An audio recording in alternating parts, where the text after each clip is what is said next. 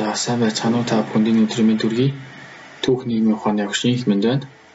За өнөөдөр та бүхэндээ 10 дугаар ангийн олон улсын харилцаа бүлэг сэдвийн эхний хичээл болох Монгол улс олон улсын харилцааны үндсэн оролцогч болох нь сэдвээр хичээлээ бэлдсэн байна. Та бүхэн анхаарлаа хандуулна уу? За хичээлийн хийхэд бүгдээрээ олон улсын харилцаа гэдэг нэр томьёо ер нь ямар утга учиртай юм бэ гэдэгтэйг эхлээд танилцаад цааш явсан дээр авах гэж бодож байна.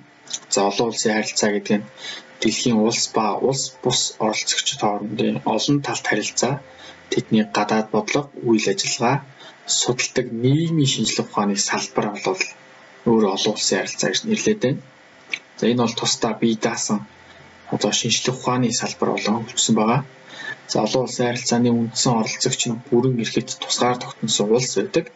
За бүрэн эрхэт улс нь нэгдсэн үндэсний байгууллагын гишүүн болж олон улсын хэмжээнд улс хэмээн хүлээн зөвшөөрөгдөх ёстой.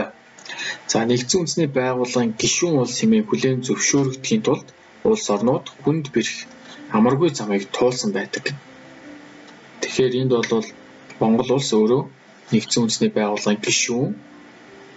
За энэ мөн амаргүй замыг нь бол Монгол улс түүхэнд бол туулаад өнгөрсөн. Олон улсын харилцааны үндсэн оролцогч юм аа гэдэг хичээлийн эхний удирдгал бол юм байна. За олон улсын харилцаанд оролцогч талуудыг бол иймэрхүү байдлаар ангилж болж байна гэдгийг харуулсан хэсэг юм байна. За улс бол улстайгаа харилцах харилцаа байж болно. За улс бус оролцогч байж болно. За улс бус оролцогчтой харилцаж болно гэсэн ийм үндсэн хэсэг харагдаж байна.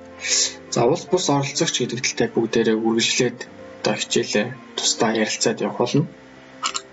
За энэ слайдн дээр багш нь олон улсын харилцаанд оролцох үүрэг, за үйл ажиллагааны чиглэл, за оролцсны нөлөө ямар байд юм бэ гэдгийг харуулахаар зорилоо. За олон улсын харилцаанд оролцох үүрэг нь болохоор олон улсын улс төр, эрх зүй, эдийн засаг, соёлын зэрэг олон талт харилцаанд гадаад бодлогоор дамжуулан оролцох үйл ажиллагааны цар хүрээ нөлөөллөөр тодорхойлогдно. За олон улсын харилцаанд оролцох үйл ажиллагааны чиглэл нь бол олон улсын харилцаанд улс төр, эрх зүй, эдийн засаг, худалдаа, шинжлэх ухаан, хүмүүнлэгийн гэсэн үйл ажиллагааны чиглэлээр оролцож болдог. За олон улсын харилцаанд оролцох нөлөө нь бол Монгол улс бусад улсын улс төр, эдийн засаг, соёлын хүч чадах, үйл ажиллагааг өөрийн боломжоор хянах үнэлэх явдлаа гэсэн ийм байдлаар харагдаж байна. За улс оролцогчийг бол дотор нь ерөнхийд нь хоёр ангилаад байгаа. De facto болон de jure улс гэж. За de facto гэдэг нь бол латин үг бөгөөд бараг хууль ёсны гэсэн утгатай. За олон улсын эрх зүйн ойлголтоор тухайн улсыг бүрэн бус хүлээн зөвшөөрсөн гэсэн хэлбэр юм. За энэ хүлээн зөвшөөрөл нь бол тухайн улсад бүрэн итгэл хүлээлгэхгүй байгааг илэрлэл өгөөд цаашид бүрэн хэмжээнд хүлээн зөвшөөрөгдөхийн эхлэл байж болно гэсэн. За манай Монгол улс бол 1915 онд бол 3 улсын гэрээгээр автономи засаглалтай болсон. За энэ бол өөрөөр de facto буюу манай хоёр хөрш хүртэл биднийг тусдаа бие даасан улсыг хүлээн зөвшөөрөөгүй. Гадаад харилцааны үед тэднээс хараат байдалтай байсан учраас de facto улс болж автономит хэрэгтэй байсан. Энэ бол жишээ de facto жишээ байж болно. За de jure гэдэг нь латинаар хууль ёсны гэсэн утгатай бөгөөд за олон улсын эрх зүйн ойлголтоор тухайн улсыг бүрэн хүлээн зөвшөөрөх хэлбэрээ гэж хэлж байгаа. За Монгол улс бол өөрөө 1961 онд нэгдсэн үндэсний байгууллагын гишүүн орн болсон. За үүнээс хойш бол Монгол улс бүрэн хүлээн зөвшөөрөх хэлбэртэй болсон. Дэлхийн бусад улс орн биднийг хүлээн зөвшөөрсөн. Бид бол өөрсдөө de jure хэлбэр рүү орсон гэсэн ийм утга санааг илэрхийлж байна. За олон улсын харилцааны улс оролцогчийг бол дотор нь 3 ангилаад. За их гүрэн, дунд улс, бага улс гэж.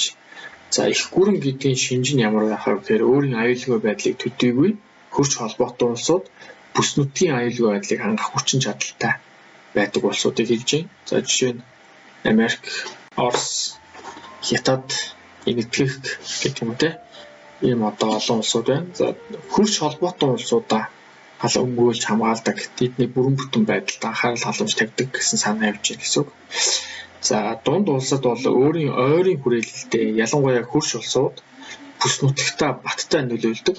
За голчлон тогтвортой эдийн засгийн хөгжилтэй улсууд одоо энэ дунд улсууд бол харьяалагдана. За үүний бол гол жишээ нь бол одоо Казахстан, Солонгос гэдэг юм те ийм одоо улсууд тогтвортой ийм улсууд бол багтж байна. За бага улсууд бол олон улсын харилцаанд нөлөө багтай ч гэсэн өөрийн тусгаар тогтнол газар нутгийн бүрэн бүтэн байдлыг хангах арга хэрэгсэлтэй байдаг энэ улсыг хэлж. За үүний одоо тод жишээ бол манай улс байж болно. За хэдийн нөлөө багтай ч гэсэн тусгаар тогтнол газар нутгаа бол бусдад хүлээн зөвшөөрүүлэх арга хэрэгсэлтэй гэдэг энэ англи руу багтах нэ.